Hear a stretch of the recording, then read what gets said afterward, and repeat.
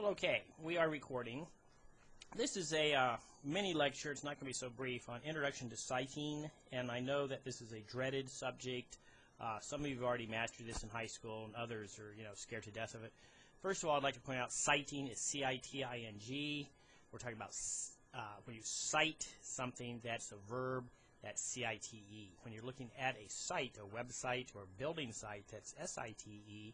And when you are out in the woods and you cite a snake, that's S-I-G-H-T. Okay. So, that said, let's get into the down and dirty stuff here. Okay, first of all, why cite? There's basically 4 reasons, one of which, of course, your teacher said you had to do it.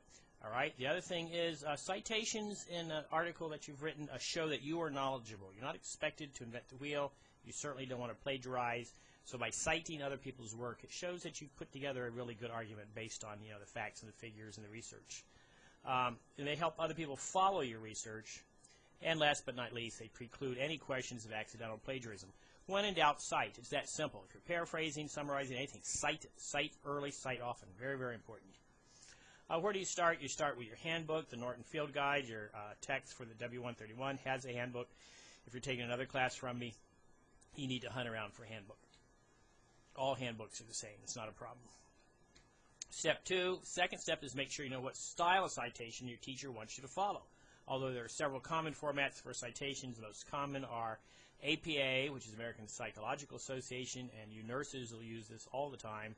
And then the more frequent format is MLA, Modern Language Association. This class stresses MLA. If you can master MLA, then you can easily master APA. All right, it's hard to go from APA to MLA, but it's easy to go from MLA to APA. If you're in W233 taking this class and you already know, and you're a nurse and you already know APA, fine, go for it. But if you're totally new for citing, stick to MLA. So now we're ready. Okay, once you know the format, teachers told you, hey, this is MLA paper, all right? The process divides itself automatically into 2 areas. On the one hand, you have in-text documentation, and those are those little numbers that you see. Those are parenthetical citations because they're inside parentheses, all right? Then you have out-of-text citations. MLA calls this list works cited.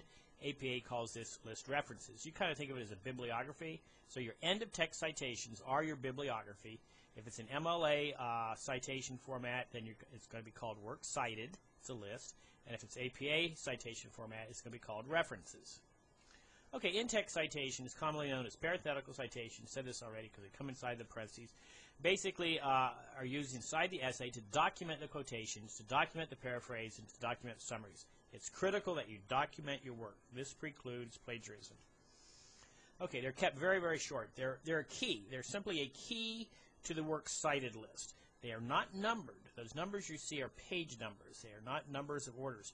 Your works cited list is going to be alphabetized, okay? So the numbers you see in these parenthetical citations are simply referred to page numbers, when and where you have them. Okay, the list of sources, that's the end. Okay, that's the bibliography. The works cited list or list of references comes at the end of your essay on its own page, okay? Each entry contains a variety of important items, and the order of these items as well as the punctuation separate them is critical. This is like cooking, okay? If you add too much salt, you destroy the recipe. Same thing here. If you get anything slightly wrong, you're done.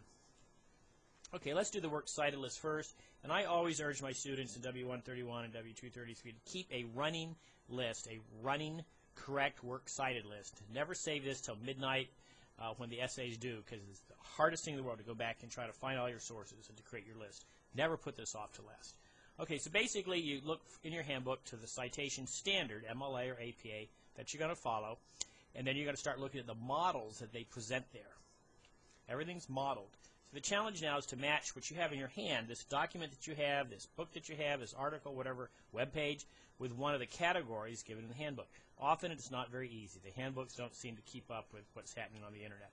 So basically you're mixing and matching. You're going to need to know these answers to these type of questions. Do I have a book with one author? Do I have a book with several authors? Do I have a book that is edited? In other words, is it a chapter book, has different chapters? Do I have an article from a journal? A journal is what you're finding mostly through the Home Key Library databases. Those are journals. Or do you have a newspaper? That's different, okay? Is your source a website? That's really different. That's hard, too. Is it a TV show? That's not hard. Or is it from a personal interview? That's not hard. That's in the handbook. Okay, so you look for the examples. Your handbook treats each of those answers differently. So you have to look through the handbook carefully, and you match your type of source to the example in the handbook. So that's straightforward. Once you've made the correct match, then all you have to do is find the appropriate information called for. Most cases, the information you need is on the book's title page, on the back of the title page, or in the table of contents or someplace. Watch your formatting. Note that the citation standards call for a very specific format for your works cited list or reference list. The entries in normal text, okay, let me stress this, the works cited list is the same text, same font, same spacing as the rest of the paper. It looks exactly like the rest of the paper. Even though your annotated bib, you may have dressed that up a little bit, had it looking differently. When you do your works cited list finally for your paper, it needs to look exactly like the rest of the paper, except for it has what's called hanging indents. Okay, entries in normal text are alphabetized by author, flush left, with a 5-space indent on the second line, and there is a way to set that up in Word so that it automatically does that. It's called a hanging indent.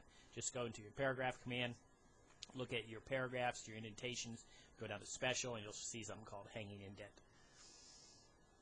Okay, maintain normal double spacing. I said this. Pay attention to punctuation. There's a difference between periods, commas, and colons. Don't mix them up. Okay, this is the way it works. Cited list looks, all right. It starts at the top of a page, always its own page. The headers continue on, all right. Don't accidentally mess up the headers. It's titled Works Cited. It's not titled Works Cited List. It's not in bold. It's just straightforward. Everything has hanging indents. Look at this. It's alphabetized. This is the way it's supposed to look. Pretty sharp, huh? Okay, now you can come back into your paper and start doing its indentations. Basically, you're just looking at page numbers, okay? Now, not all articles have page numbers. Hopefully, most of the stuff you got from databases or PDF files, if you were able to print them as PDF files, then those are actually photocopies of the articles, so you'll have page numbers at the bottom of the pages, all right? If you have a web page or an article that's printed like a web page, don't use whatever the printer says. Those are not real page numbers, all right? So basically, you're just going to put the page number that you found the particular reference to in parentheses. Watch the punctuation. The ending period to sentence comes after the final quote mark and also after the parenthetical citations.